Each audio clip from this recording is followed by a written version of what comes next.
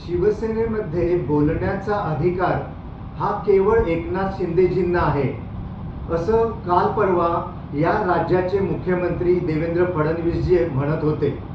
याचा अर्थ असा निघतो की भारतीय संविधानाने कलम 19(1)(अ) नुसार दिलेला जो अभिव्यक्ती स्वातंत्र्याचा अधिकार प्रत्येक भारतीयांना आहे तो शिवसेनेतील नेत्यांना किंवा मंत्र्यांना लागू होत नाही।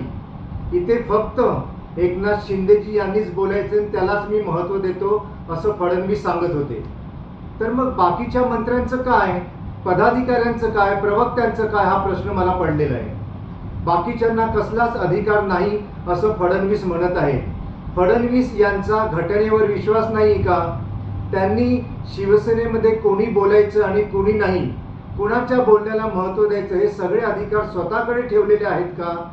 स्वतःच्याच मंत्रिमंडळामधील मंत्री सदस्यांना काहीच किंमत ते देत नाहीत का? हे सर्व प्रश्न माझ्या मनामध्ये घर करून बसलेले आहेत। आता यापुढे आपण आपलं मत व्यक्त करायचं की नाही हा प्रश्न पडलेला आहे। फडणवीस साहेबांनी हे सर्व अधिकार दिले कोणी?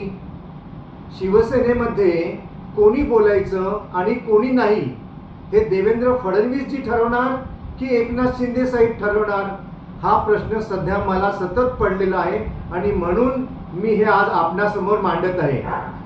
देवेंद्र फडणवीसजी, आपला जर घटनेवरती विश्वास नसेल, अभिव्यक्ती स्वातंत्र्याला आपण मानत नसाल तर मग या माझ्या प्रश्नाचं उत्तर तुम्ही स्वतः दिलं पाहिजे।